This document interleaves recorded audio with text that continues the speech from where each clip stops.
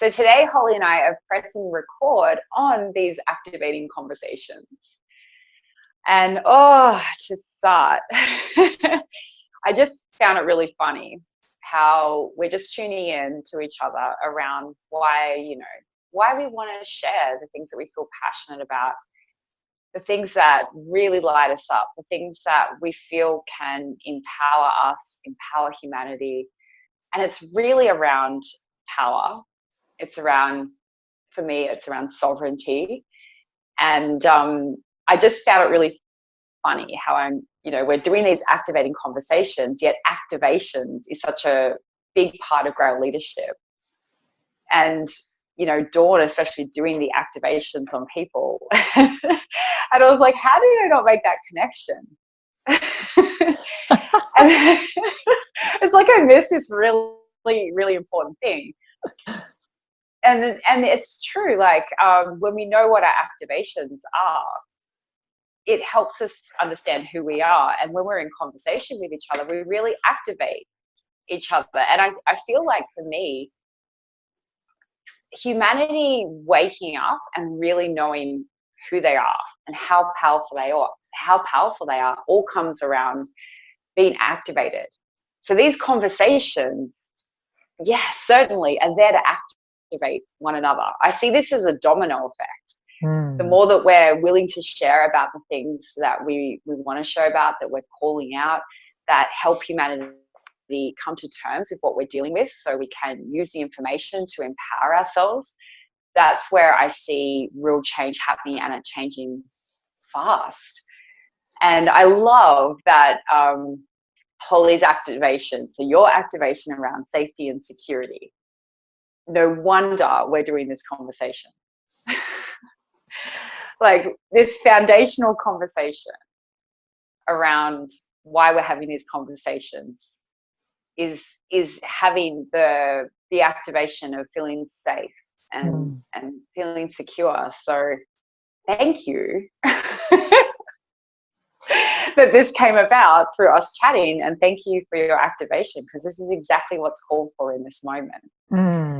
And speaking about like the elephant in the room, which is fear. Yeah. All these truth conversations that people have been having for a long time, and the fear of first of all making people feel fearful, scaring people, but then the fear of sounding like a crazy person wearing a tinfoil hat and being a conspiracy theorist, and how that's been just shamed for so many years, to a point where it's difficult to call out anything without getting labeled that way. So there's just like a lot of interplay of underlying fear, and it's so important we have this conversation about what activating conversations are and why they're important, what the intentions are, because they do feel really different and new to me. Yeah, I love that you brought all that home so palpably, Julia, because if I look over my relationship with Dawn over the last 10 or 11 years, especially over the last 5 or 6, massively activating pretty much every conversation we had. We stopped saying we should have recorded that, because I was like, no, like we just every time we get on the phone, it's like, wow, that was powerful. Didn't see that coming. Even if we're just like, hey, how was Carly's soccer game, or whatever, it leads into some like massively potent conversation. And so you're right, we do activate each other. And then ever since you and I met, we've been doing the same thing for each other. Every single phone call, we're like, whoa. And there's so much around fear and safety and security. And that's part of the ways that we've activated each other around sort of naming the things that we see out there that are rooted in fear and lack. And even and especially when they're saying that they're done in the name of empowerment, but they're actually just disempowering and all that sort of thing. The synthetic matrix, the organic, all that sort of thing is just us continually working through our own fears, the fears that we see, how we see fear play into these dynamics of power. And there's just so much there to unpack, because it's like, how do we normalize these conversations is what I keep finding that word, normalize, because when it's seen as fringe, then it's to be feared. A lot of times that's the programming we've had. Like, if this is too different, you know, a lot of people are in fear about it. And so rather than letting it be discounted and dismissed as fringe, oh, that's just conspiracy theorist, where's your tinfoil hat? I mean, that's a very brilliant scheme that's been used to keep those outliers and vocal, you know, people who are like, wait a second, does this make any sense to any of you? Keeping them quiet. And so I went through my own fears, and that's why we're having this conversation. Is I went through my own fears when I was like, right, I love having these conversations. They light me up to no end, and we're constantly like, we've got to share this with people.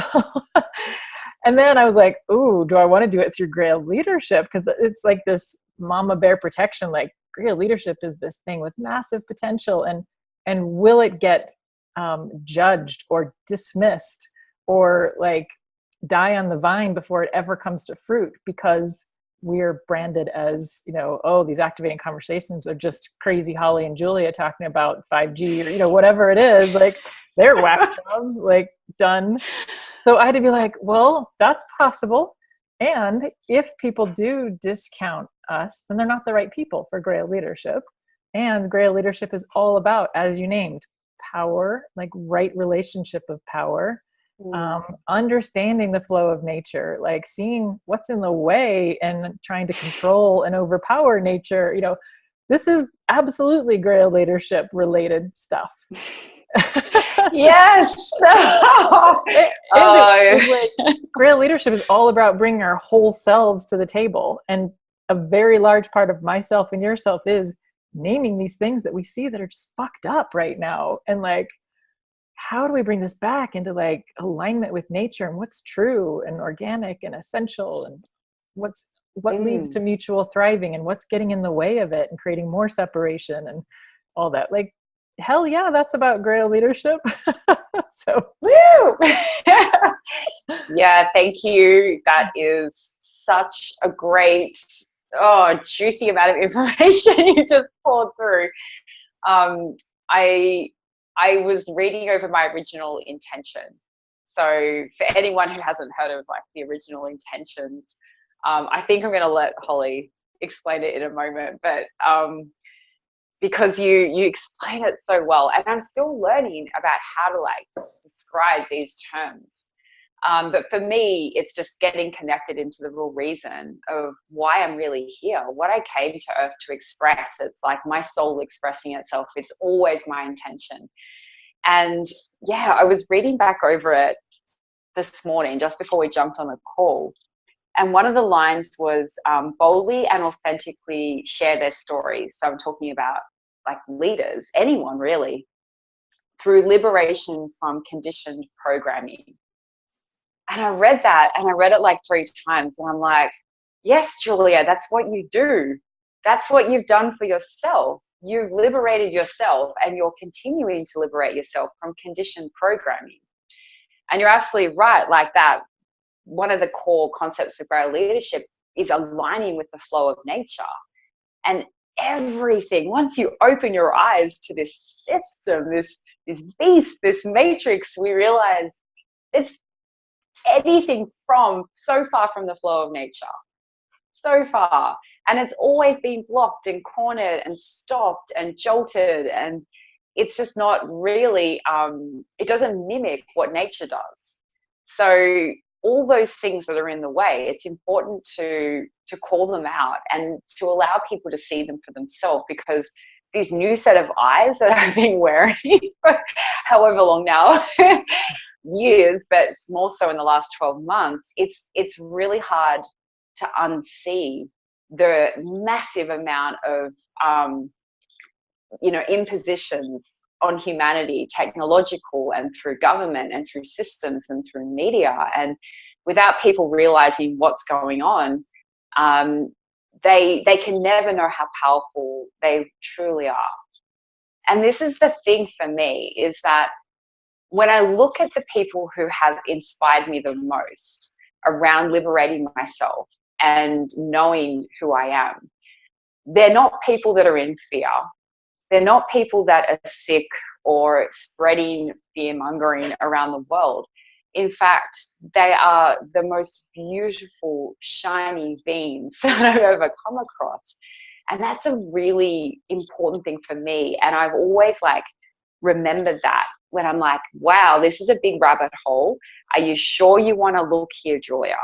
Like, this is insane, you know, calling out this and calling out that. And, oh, the moon might be a satellite or whatever it is that I'm delving into at the time. It's like, remember the people, you know, and remember who you are in this moment, because the more that I've delved down these rabbit holes and being able to be willing to look at the shadow of humanity and what's happening on Earth, I'm noticing the changes in me. I'm becoming more empowered. I'm feeling better. I'm shining more. I'm more radiant. I know myself more. That to me is a really strong sign that this is a path of liberation, even if some of the information is incredibly confronting. Yeah. Yeah. Yeah. I was getting this image of, have you seen the movie The Giver? It's also a book.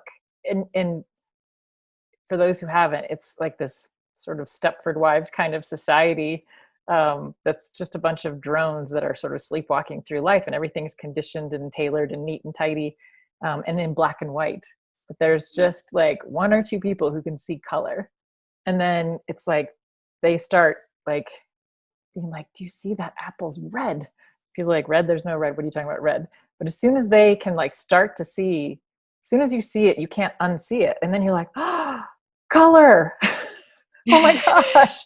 There's color in the world. It's like, but it requires someone else going, look, that apple is red, you know, and that for that awareness to even start to come in to where you can have that lens. And it's definitely a process, because it's, you know, it's sort of an extreme analogy, but it's a very apt analogy for our civilization. We've been so sort of, our minds have been dumbed down into this linear, don't question anything. This is the way it is. It's black or white, right or wrong. And we're like, ooh, but what about this color thing? And then, you know, the powers that be might be like, no, there's no color. Don't look over there. There's no color.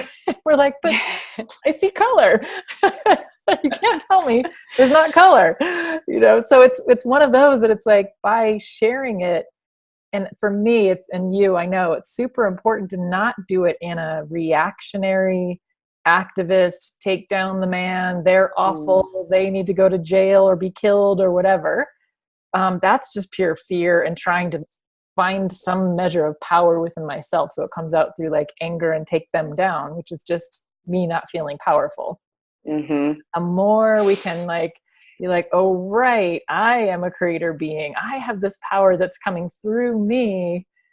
I don't need to fear that. You know, then you don't have to like take them down. You can just sort of witness it and definitely be with the fear that comes up. I mean, I feel like it's one of those, it's an arc of the process of, I remember several years ago when I first started diving into all these rabbit holes, and there was a period, I remember the dark night of the soul, where it was like a week where I was in deep, just like, we're fucked. There's no hope. It's so insidious. How do we ever break free of this? It's everywhere. It's awful. It's ingenious. Like, we have no hope. We have no power. And I was in this like, what are we all doing here? Like, this is crazy. And then I climbed out of that hole. But I think it's a part of the process that the rabbit hole is, you go down pretty deep, and some people can get swimming around in that fear and desperation. But I think the more that there's people like us that aren't like, look over there, it's awful. And then people are like, oh, you're right, it's awful. We're like, yeah, it's awful. And we have everything we need to shift it and create the world we want to live in. Then people can view it in a space that feels more safe and can start to look with those different eyes that can see color. Oh, yeah. So beautifully put. Absolutely. Oh, thank you for that analogy. That is exactly the experience of what it feels like. And it's like, you cannot not see it again. And it's a beautiful experience when you get to point it out and experience it with another being. Yeah. And it feels like what we're moving to is these types of conversations where we're speaking about all these different types of agendas and what's really going on behind the scenes, that it has called for that beyond solution that we always talk about, where you can be blissfully ignorant and the government is there to protect me, or you can go over extreme and busting pedophilia rings in Hollywood. It's just like insidious, like amount of like everyone's, you know, wrong and everyone's a psychopath and this is what's going on, and get really deep in those rabbit holes. Yeah. But moving beyond that is just being aware of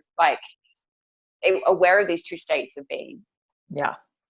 Yeah. And what we do with that information.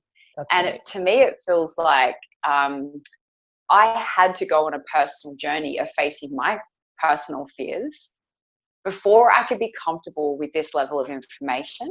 Right. And I think a lot of people have taken the journey the other way around, where they've been dealing with their fears at the same time, or not dealing with their personal fears as they're coming across this information. Yeah. And it's all perfectly fine. Those people have been in the world, you know, for many years. They have channels and podcasts and sharing information.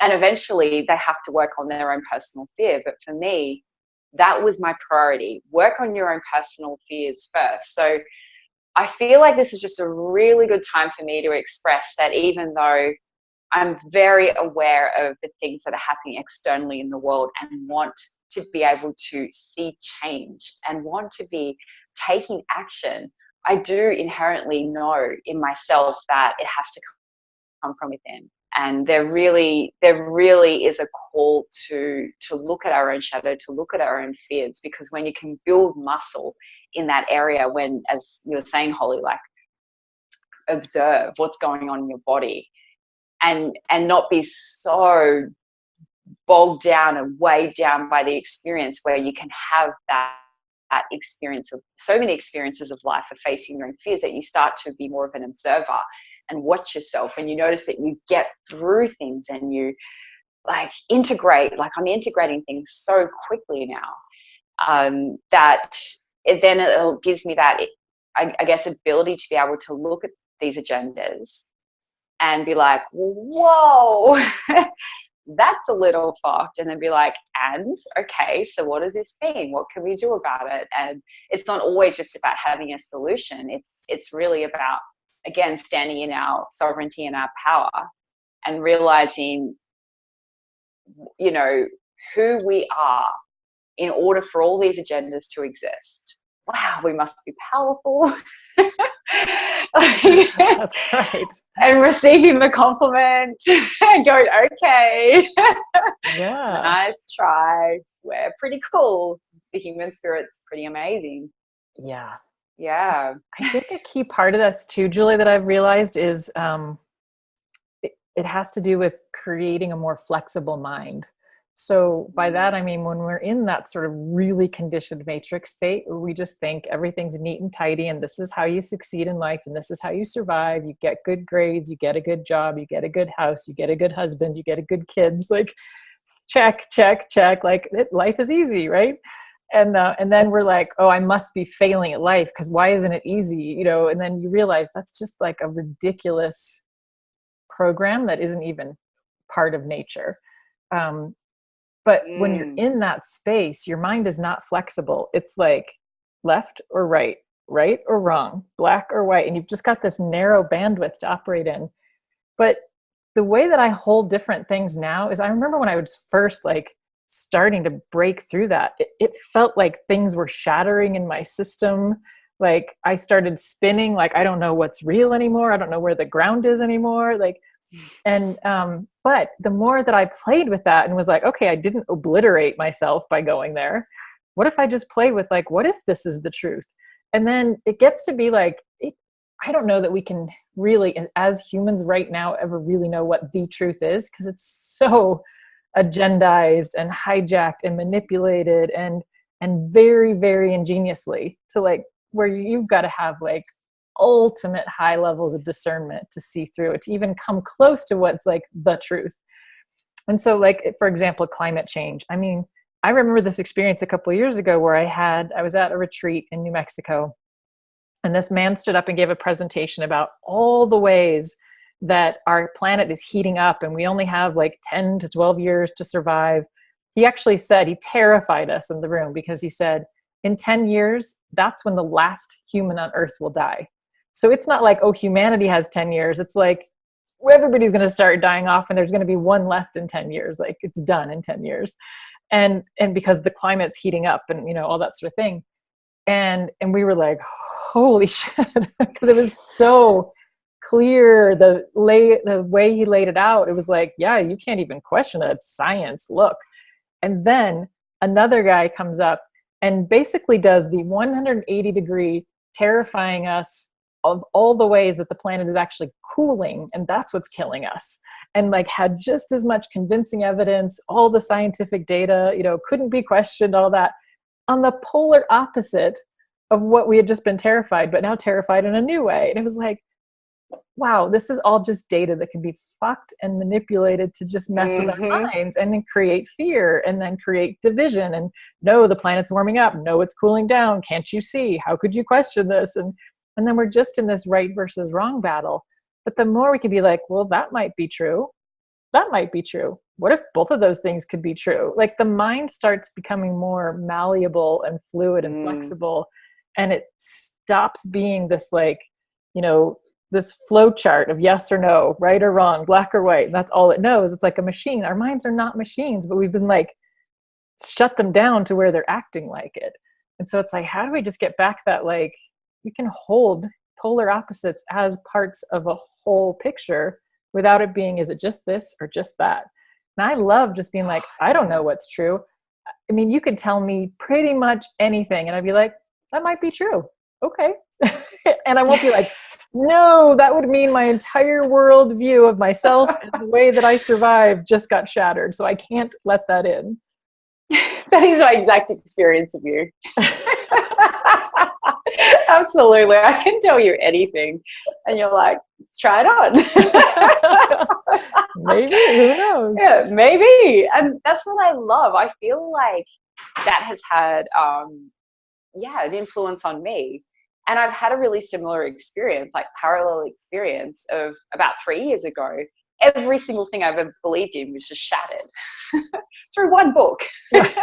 Everything gone. And it's like I had no beliefs left. I didn't even believe in like anything. Like I didn't even believe in any sort of source or divine power of any sort.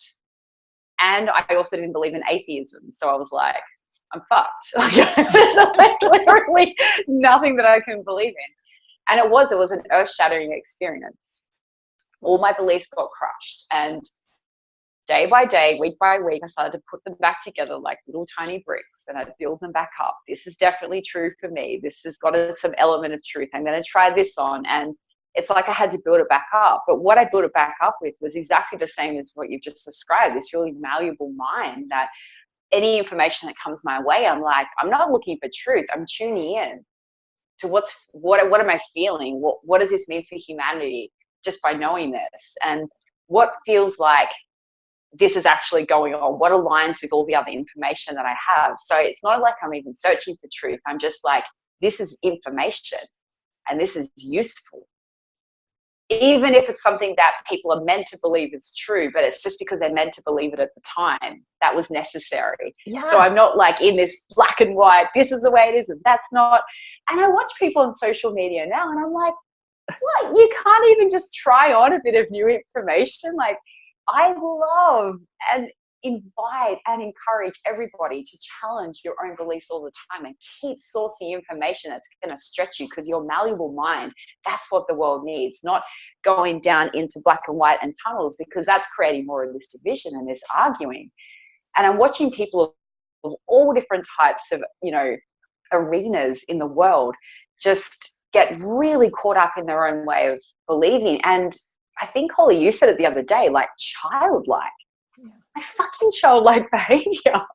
It's like, why are you acting this way? Can you see that there's beauty in this and beauty in that, and there's horror in this and horror in that? There's like, it's everything, and that's what makes it up. Yeah. So Yeah, this is why these activating conversations.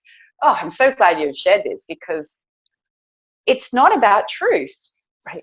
That's it. It's it's about deciphering the information that's coming our way, Yeah. and just navigating our way through it and working out what is helpful and what is not, what's empowering and what's not, what helps us like lead our own way, our own hand out of the conditioning in the matrix system, what's going to support us in creating new paradigms. Like, it's just information.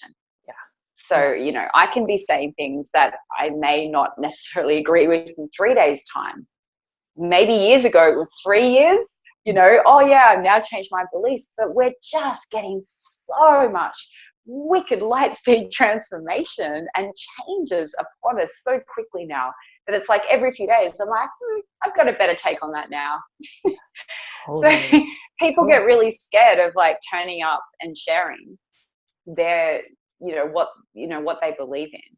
Yeah. And I think that this is that inherent fear of even just being on camera. It's like, but then I'm recorded always saying this. It's like, don't worry, as long as you know that you have a right to change your mind and a right to iterate and learn more. What other people think, if they want to judge you of something that you even said 3 days ago, that's their journey. Right. It's got nothing to do with you. You're allowed to change and iterate, and in fact do it, please. Like, don't get stuck in the same paradigm. You just hit the nail on the head, Julia. It's not just a flexible mind that can entertain multiple possibilities, but it's like, this is the key to our creator power. Because for me, the way that I can see that I create my world is by following like the breadcrumb trail. Like, ooh, this is lighting me up over here, and I go over there, and then something else, once I'm there, goes, oh, light up over here. And then it's like this zigzag spiraling journey, but that is always perfect for what I needed to experience or wanted to experience in that moment. And just as I was thinking about this on my hike today, is that, like, what is truth? And I am willing to believe that there are some fundamental universal truths that in this universe, this is how it is. But those are very few and far between. And so when we try to be like, no, this is truth and that's not truth, and everyone needs to know the truth, it's like, that is such a personal experience, because just like you just said, that evolves. And it doesn't evolve like, well, you went from really wrong to kind of wrong to a little bit wrong to right. Like, that's not the evolution. It's like, what is right for me right now? And that might look like believing something that is not at all true, but I needed to believe it to go in this direction, to have this experience that I needed to have. And so that for me was truth in that moment.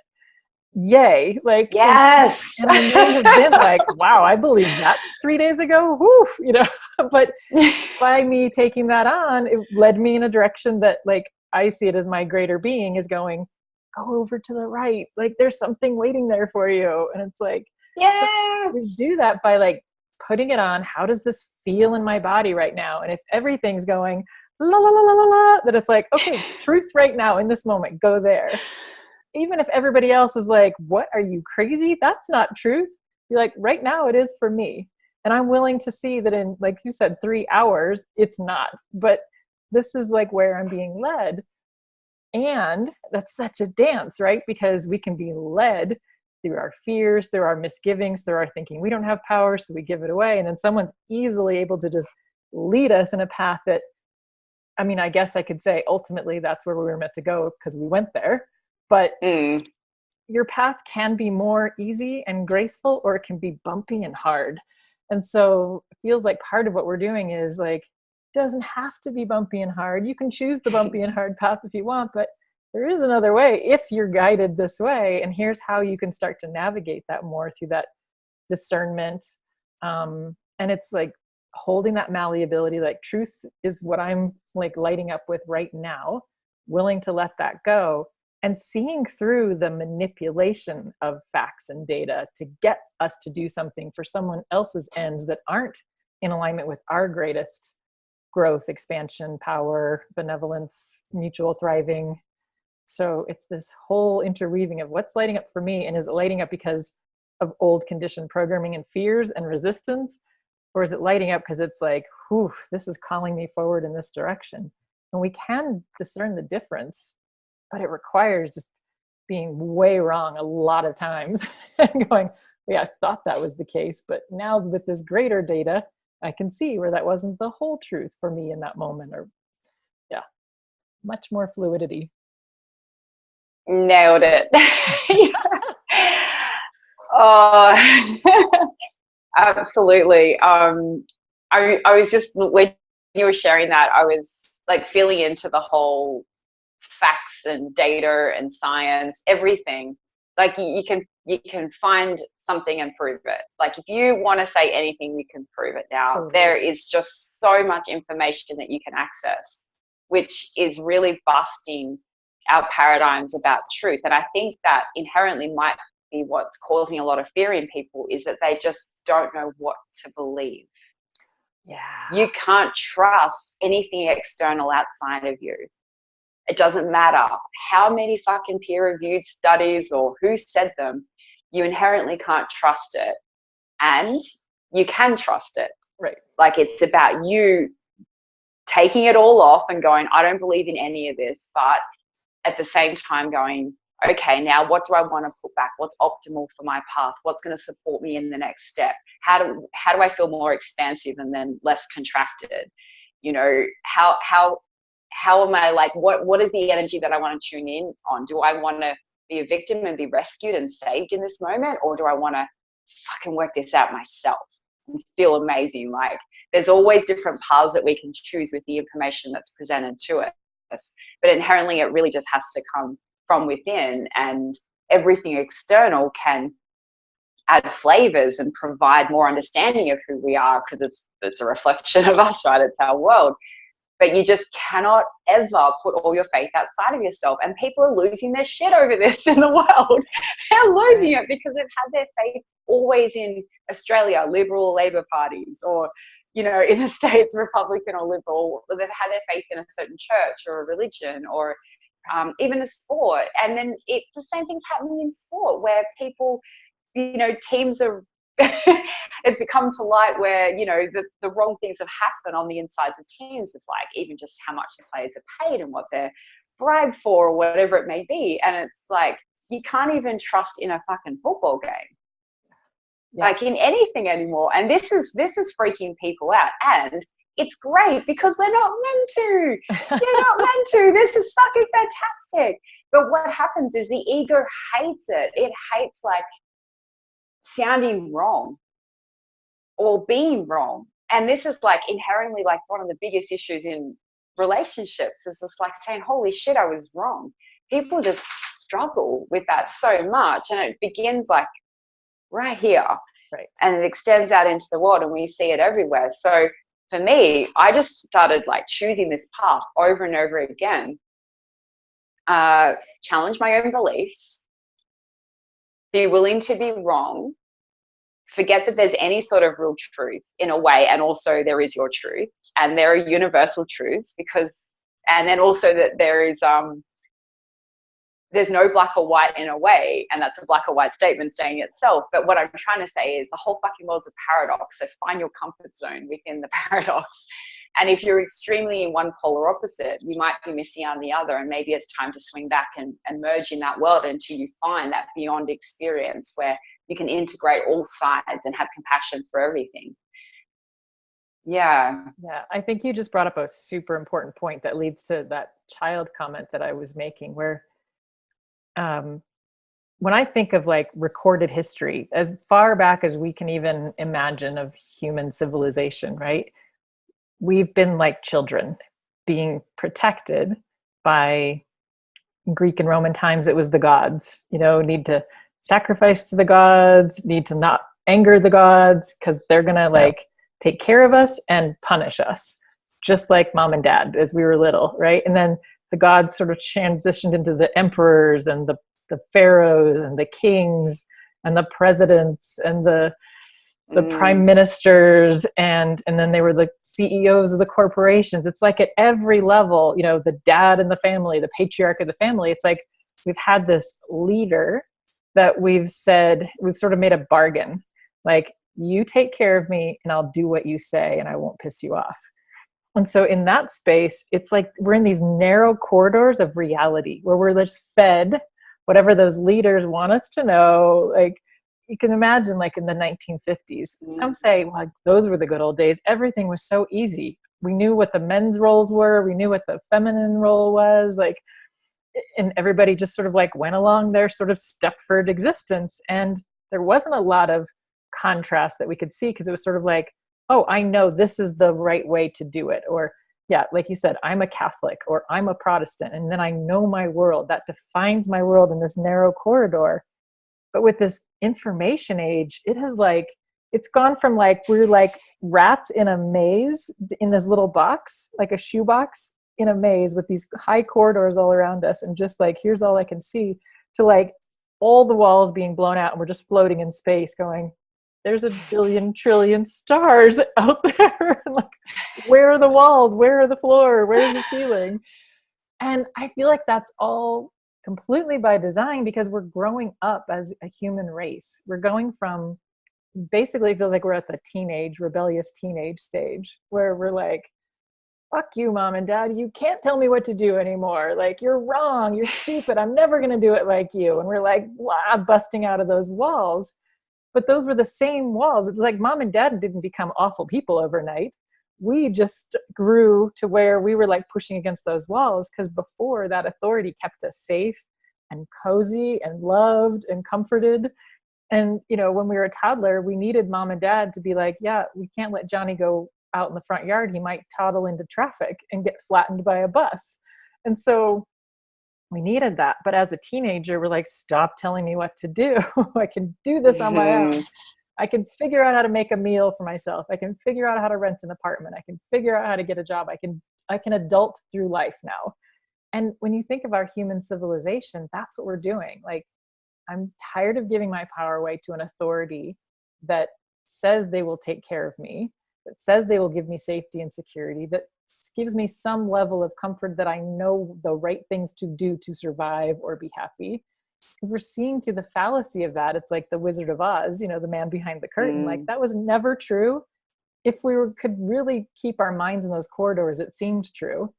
But now we're like, oh, wait, that's not true. And now what do I believe? But fascinating to me, because this is where our sovereignty comes in. Because in a way, those governments, kings or whatever, did protect us. And now we're like, okay, this bargain doesn't, the value equation isn't there for me anymore. There's too much constriction on my freedom and authority. There's too much hijacking and manipulation of power. You're not actually like mom and dad looking out for my own good. You're looking out for your own, you know, that kind of thing. And so we're like, okay, we've outgrown this small corridor and we're ready to do it on our own. But to do it on our own, we have to have our own sovereignty. We have to be like, okay, I'm not going to run out in traffic and get hit by a bus. I'm going to have this awareness of like, that bus is going 70 miles an hour and can flatten me in a heartbeat. So I'm going to stay on the sidewalk until it's safe to go across. And I think about that sometimes with like the energies that are in play in our world. Because I was really sitting with this the other day, like, why are we going to do this again? Why are we talking about this stuff publicly? Why is it important for people to hear about this stuff? Like, are we just adding to the noise and the hysteria and the fear? And the last thing I want to do. And I was like, right. So why is it important for me to be aware of this stuff? It's not so I can like fix everything or take down all the bad actors or whatever. It's so that I can navigate my way with more and more discernment. And so the more my eyes have been open to, you know, there are malevolent energies out there that are not in my best interest. Then I can be like, oh, is this feels in my system like one of those malevolent energies, or this feels like something that's actually for my highest and best good and true organic, you know, path for me, which is very similar to like, because I know that a bus could flatten me if I walked out in front of it, I don't drive into town and constantly be like going like this and skittish and looking over my shoulder like, where's a bus? It can kill me. I'm gonna die of a bus. Like, that's not how I operate, nor do any of us. So I think there's a lot of backlash about fear mongering and like saying, like, I saw somebody post the other day, like, can we stop making dystopian movies about technology? It's making people fear technology. And I'm like, The Handmaid's Tale was a cautionary tale about where we're headed if we don't open our eyes. So no, let's not stop making dystopian movies that open our minds to what's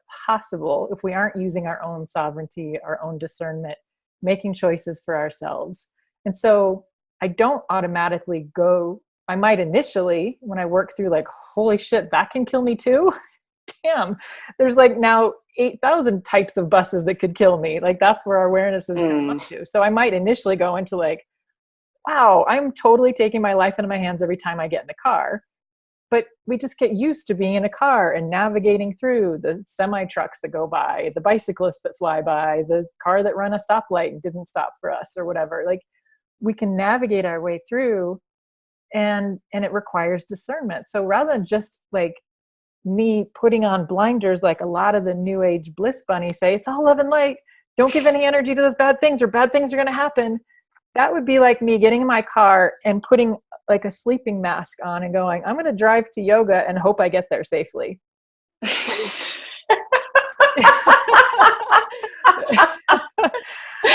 mean, imagine what's waiting there, because I'm not actually behind the wheel making choices and you know, acting on information and you know, going left and then going right and stopping before that bicycle comes in front of me. So this is what I'm seeing about sovereignty is I imagine that our energy bodies have immense amounts of space. And the more we're recognizing our own creator power and reclaiming our own sovereignty, remembering our own creator power, we're occupying more of that space. And the more of that space that we're claiming for ourselves, it doesn't leave us open to like all these other malevolent energies that are like, oh, that's not being used, I'm going to go in and occupy some of that and steer it for my own ends. We can be like, this is what I've been sitting with 5G, where I went into like, this is not like the debt system that I can just opt out of and be like, you know, I'm just not going to get credit cards anymore because I don't want to be a part of that system. This is towers going in like every 100 feet, you know, and like, how do you get away from that? And so I was like, what do we do about that? And this thing that came really clear was like, occupy more of my own sovereignty, because then this other energy can't come into spaces that are empty and not being used by me. So this feels like it's all related to that.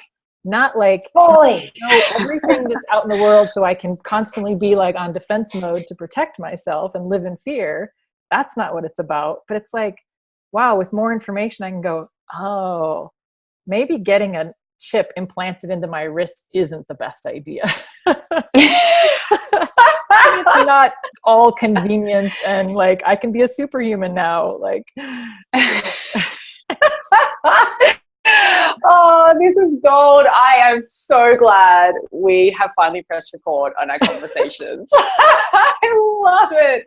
Thank you so much for everything you just shared. It's really funny, like just what you shared at the end about the whole occupying yourself. I mean, there's so much stuff that was gold in there, but that is such a key thing. And you brought a whole new, like a whole new meaning to these words that were running out in my head years ago, which was occupy you. Like it was, and then there was a whole like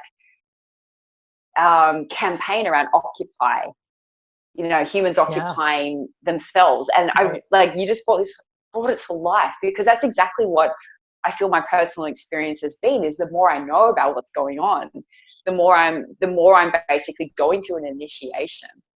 And I shared about a recent one, you know, just basically dealing with mind technologies. And before that, I was dealing with malevolent energies. But every time I passed it, I was more empowered. I was more in myself. And that's one of the key things that has been theme in my journey, is that the more I go through these personal experiences, the more I feel more of me in my body, the more expansive I feel. And you're right, there's less space to occupy. And the human being, the way that we're brought up into this world, as we encounter institution after institution and rule and guideline and law, and so many of our rights being taken away, even, you know, the moment our birth certificate is signed, like it begins. And as this happens, each time we know less of ourselves, we energetically shrink and we shrivel.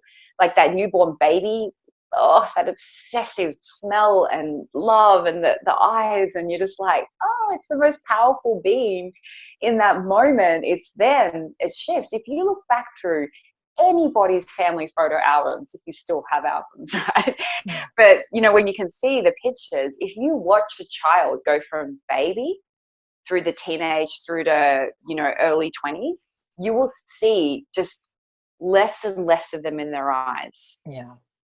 This is something that I've been aware of for a long time. Something gets missing more and more and more. And I see it shift in so many young children growing up, especially when they hit around that 5, 6, 7 mark. You're like, yeah, there's trauma in there already. There's parts lost of you. You're not that being child that you were. Like, I don't actually believe that's the natural state of humanity. Right. Our natural state is to that power state is to continue that through life. And these activating conversations are exactly doing that. It's waking us back up to that shiny, radiant being that we are. Like, I look at photos of me like nearly 10 years ago, I might look younger in the face, but I look so much older. And now I feel younger and younger. I feel like I'm getting younger the more that I'm, you know, in this world of knowing who I am, because it's not youth, it's actually a natural state that we're tapping into, and you'll see it in other people that are on this path. Yeah, that there's so much gold in what you just shared. It's just, thank you. Yeah. And I feel like it's important to share this now, is that this path of being willing to see all these agendas is, it's an interesting one, because I'm trying to think of the words to share. One of the key things that I keep seeing is that, like, Holly, your analogy around walking outside and all these buses and incoming traffic and the state of humanity at that rebellious teenager age, I am totally resonating with that, like 100%. That's exactly what I feel is going on. But right now, I feel like it's been really well orchestrated that humans are not capable of looking at the truth. And there has been a lot of agendas and campaigns that really just turn each other against each other. A lot of separation, like vegan and meat eater, and the gender debates and the climate change debates. It just goes on and on and on. And then this unrest, you know, that's happening right now, where people are, it's just being fed off as all these paradigms are shattering around all these worldviews that are just inherently not true. That's been hijacked to make it look like, oh, humans are just not ready. So whilst all this unrest is happening and people are arguing, and really the veil of all this corruption's just been lifted, it's not a bad thing, but it does look chaotic.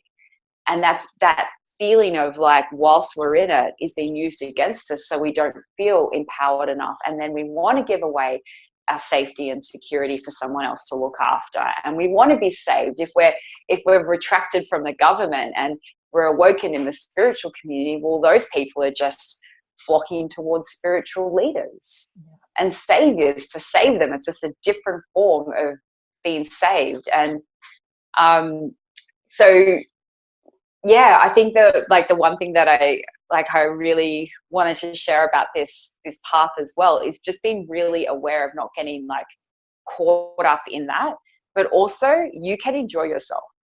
Like, you can actually have a lot of fun. Like, there is just no lack of laughter in any of our conversations. Like, I'm sure you've had this experience yourself, where you might be talking about some pretty hot topics, yet you're being humorous about it. You're actually enjoying yourself because you're not taking it too seriously, knowing that we have all had a hand in orchestrating this. This is really inherently about humans getting their power, re-knowing themselves and awakening to their true nature.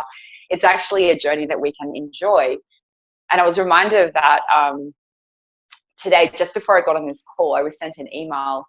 This is why it came up, sorry, roundabout way, but it was an email about 5G and signing a petition because the satellites are basically going up now. So Holly was, how you're sharing about there, every 100 or 200 meters, this installation's going up around us, but they're also going up in space. So satellites. So it's just like inherent. It's just like 5G. it's pretty hard to escape. And I looked at the email and I just thought, wow, Julia, 5 years ago, you'd been like, fuck this. How dare they? And get angry. And nothing, that's what feeds the beast, right? But I looked at that and I was like, I'd like to choose a different reality, sign the petition and then feel into and go down that and really be open to what's the best way for me to navigate this experience of these satellites going up. What can I do? Because satellites go up, they can come down. Things turned on, technology gets turned on, it can get turned off. But if people like us are having these activating conversations and helping other people see with these, glasses, what's really going on, and looking at all these different agendas at play, it means those satellites may not stay up for anywhere near as long. Yeah. We still have such an influence, and we can laugh about it. Like when the last federal election in Australia, like everyone was sending, writing Facebook comments on all the ministers' pages, and a lot of people wrote about 5G. So they're going to like the Minister for Health or Minister for whatever and saying, hey, congratulations on your appointment. What are you going to do about 5G? Straight off. And there was a lot of angry comments. And I was sitting down that night and I was on my little swelly chair I have right now. And I was writing these comments to all these ministers and I was spinning around in my chair laughing. And I had some red wine and I was having this fantastic time writing to all these ministers going, what are you going to do about 5G? But I wasn't angry and I wasn't upset and I wasn't like feeding energy into something. I was actually enjoying myself. And I sat there for a moment and went, am I the only person having a great time and laughing doing this? I don't know. Maybe I am. But we can bring this to this experience. Right. I think this is such a huge point, Julia, about bringing this sense of play and laughter and lightness to this. And that sort of comes with this breaking out of that conditioned matrix that right means survival and not ostracism, and wrong means ostracism and death, right? And so when you're out of that, you can be like, okay, I create my reality at some level. It's a co-creation, all that sort of thing. Like, I get to just play here. And what is the experience I choose to have? How do I choose to be? And I was just feeling into that because this has been an inquiry that just came clear for me through this, is when I look at those petitions and the rallying on Capitol steps and all that, they can affect change. Like, I've been seeing really promising articles being posted about, like, in this country, they just outlawed 5G. In this town and county, they just outlawed 5G. It is having an impact. But when you think about, this is where my gray leadership stuff comes through. When you think about how that impact is being made, it is being made by force. There's two like opposing things, and whoever provides the most force wins. And so that, yells the loudest, puts the most pressure on the legislators, most money, whatever that is, it's like a force that like tips the balance.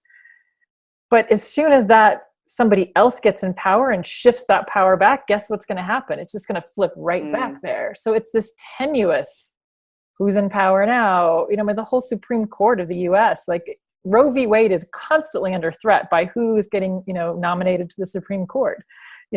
The whole woman's right to choose, whether she's going to have an abortion or not, depends on who gets put into the Supreme Court. And like, that's this like, but what if we could all just, rather than coming with this force of like, you're wrong, this is right, I've got to convince you and overpower you, which automatically puts up the shields and the defenses, and then it becomes a push-pull kind of thing and a tug of war.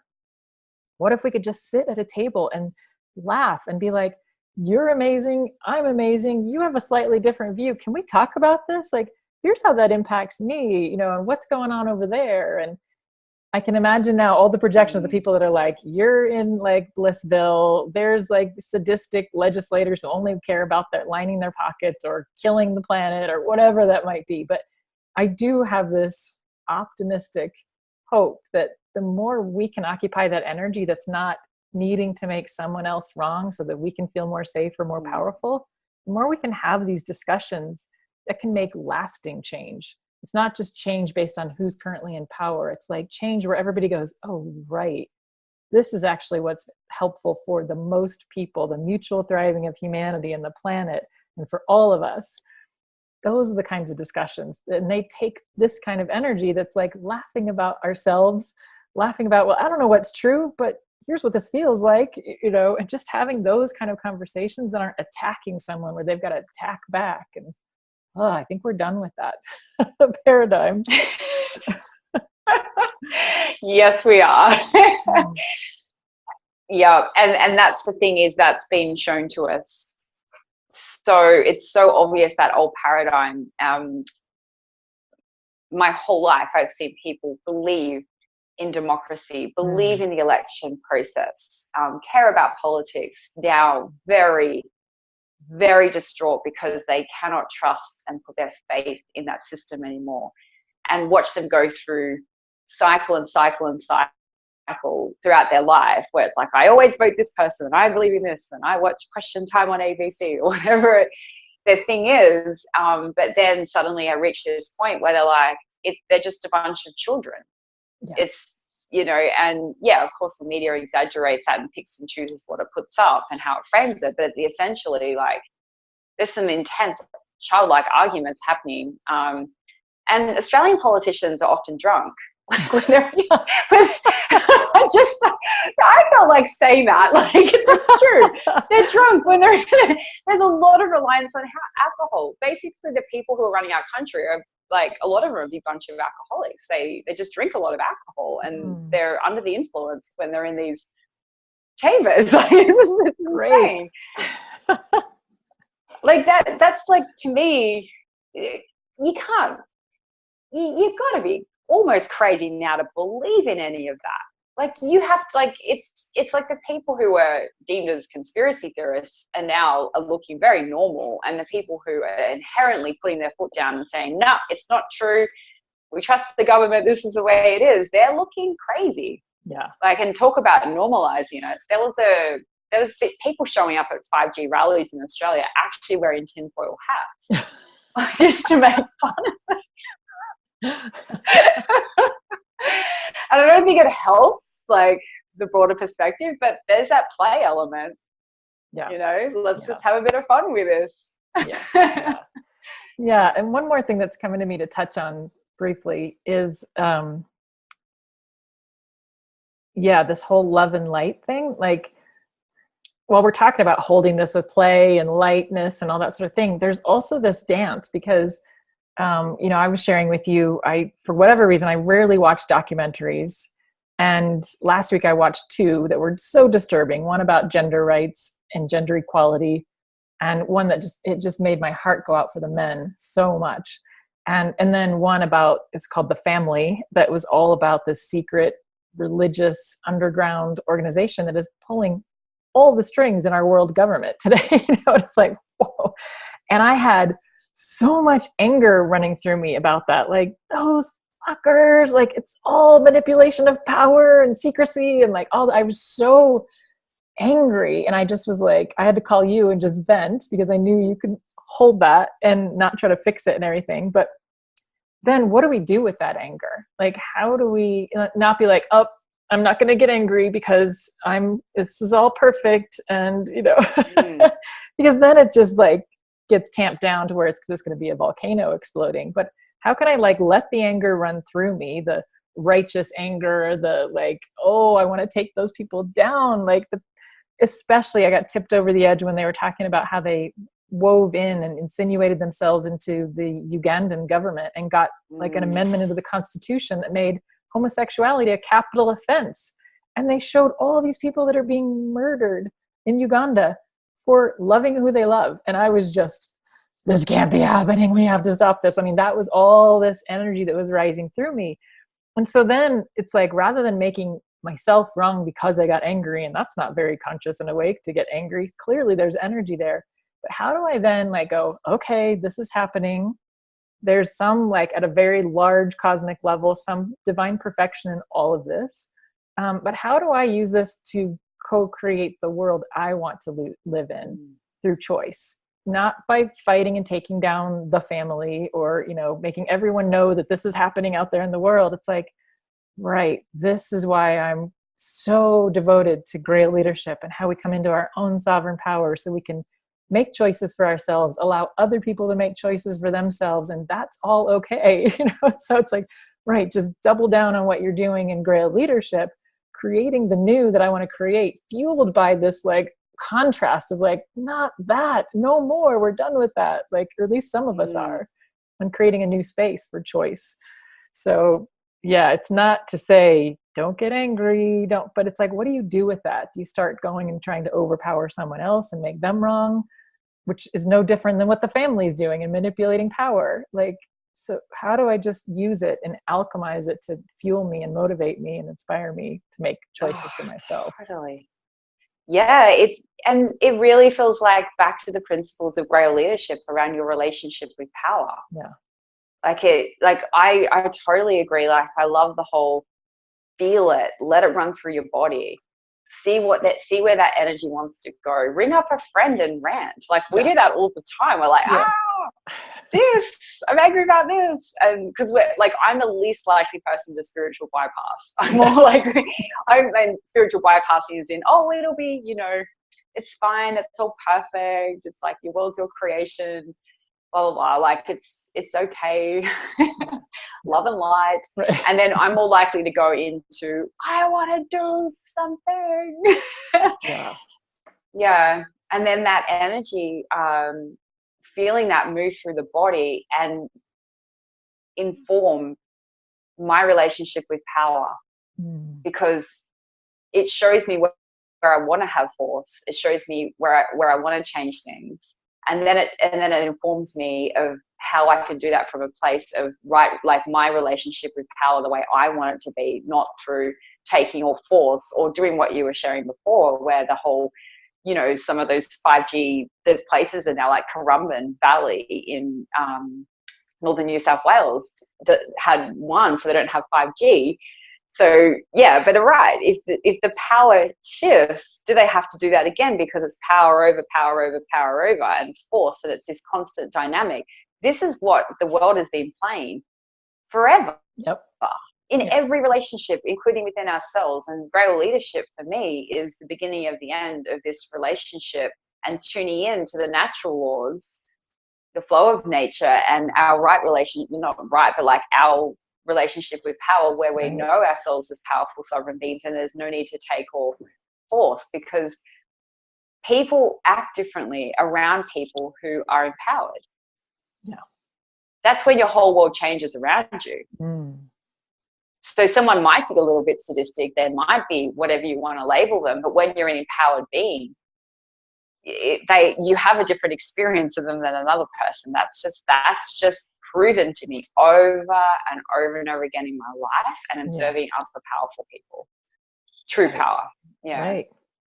And I think that's, not to go off on another tangent, but just quickly, like, that's a key part of this space too, is that a lot of times that manipulative, beating the chest power is coming from a place of fear and wounding.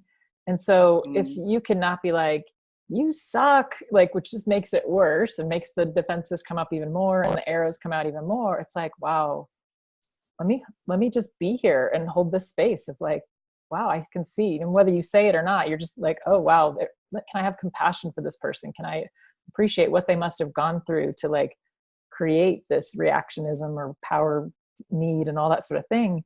And then you're right, they will shift a lot of times, unless you're like full on sociopath. They will shift and like, wow, this is somebody I don't need to fight and take down, because they're just accepting me for who I am. They may not agree with everything that I'm doing, but they're not making me an evil, satanic person because of what I'm doing. And then everything can shift in that space. Oh yeah. That curiosity, let me get into your world rather than defend my own. Yeah.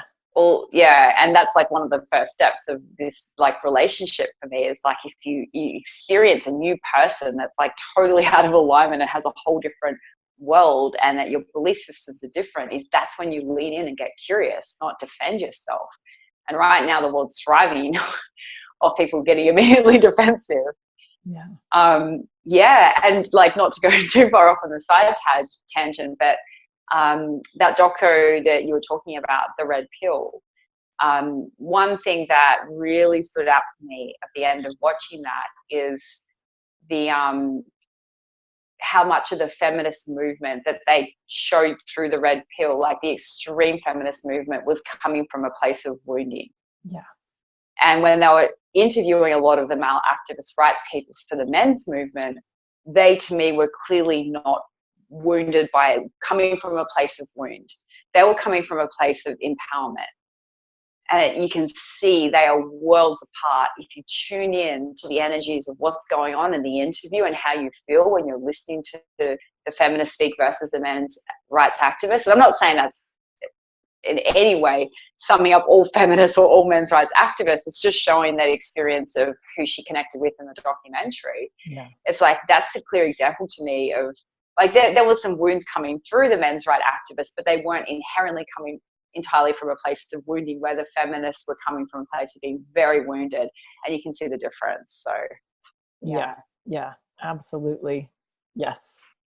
Yeah. And we've talked about this a lot too, is when you can get to that space where even those really malevolently fueled energies, we can like despise it, like 5G. We could be like, that is not okay. And then at the same time be like, and it's kind of brilliant. Like, if you want to control a whole civilization, wow, that's super smart. Like, gotta give you props for that. So many times. The amount of times I've said some of these agendas are fucking genius. Right. Where a little part of my like control, the shadow side of me goes, oh, like respect, like, total respect. Yeah. And that's like just totally loving that shadow side of me that like could, take down a whole civilization. That's gene codes. Right. Full warrior. I can create some pretty fucked up shit if I wanted to, but that's not the role I'm playing in this life. But that little part inside of me is just like, wow, that was a really good game, Yeah. Like a chess match, like well played, Well played, yeah. And then it's easy to have that, compassion.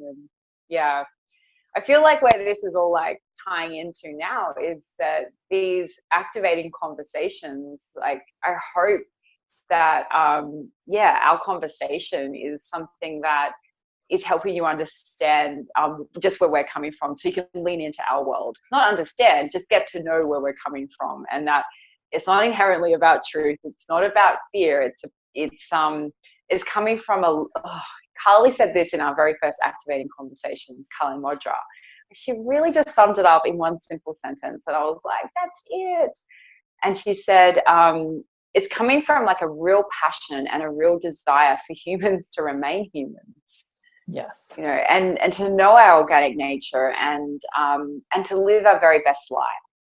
Because that's what I feel like I've been living since I went on this path. And now I've gone through so much. I'm like, there has to be other people who felt the same way as I have since the moment I was self-aware, that feel this disconnect, this power and this establishment coming down, and are seen through this conditioning, and have purposely found and sourced information throughout the tapestry of their life that they've noticed this, but are weaving their way out, and we can do this together.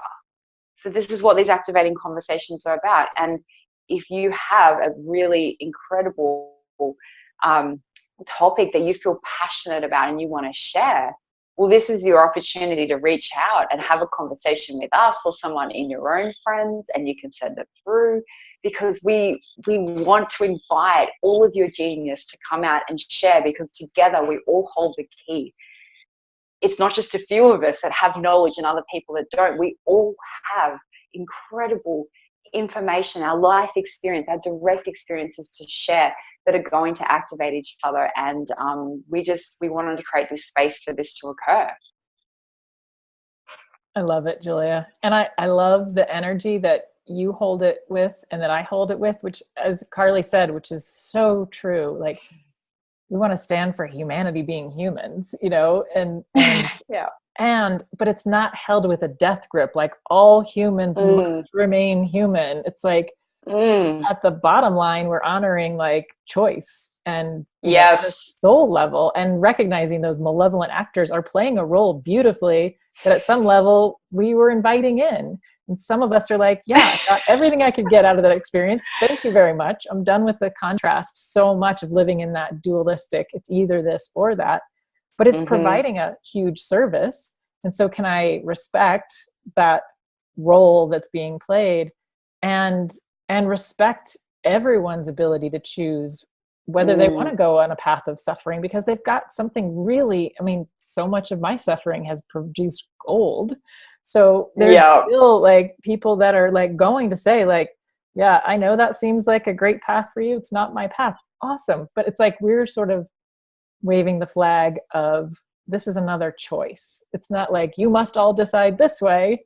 It's like, hey, I know you're seeing this. There's another choice. And see how it feels for you and what your choice is. So true. Thank you. And the other thing is the roles that we probably played as benevolent energies ourselves throughout our journey through the universe. Like, we're connecting with these beings because there's a relationship. So that's right. We've probably played these roles. And what you just reminded me of that is really important to me is that there is a strong theme of that organic human, and then that kind of like that technological path that humanity is taking, where they're augmenting with technological intelligence. And what I really want to say in this moment is there is just no right or wrong. I'm just choosing the human path because I'm an earth child. I want to, like, that's my path. But if you want to choose that, you know, techno path, if you want to dive into that world, if you want every gadget in the world, if you're going to get implants and start changing who you are as a person, I know this may sound far-fetched, but this is really right around the corner, where a certain percentage of humans in the future are going, a certain percentage of them is going to be organic versus a certain percentage will be implanted or augmented. So if that's your path, you take it. Right. It's about knowing which path you're on, because right now humanity, there's a veil and they can't see that their future's been determined. So I'm just basically like, hey, just peek behind the veil, choose. Yeah, that's all we're doing. Choice. That's always informed choice. Exactly. Like, choose from as much information as you can, so you can make an informed choice. Yes. Yeah. Yeah. Love it. This is so good. I love you, Holly. I love you too. And I love our conversations. Me too. We should record them. We finally did it. Awesome.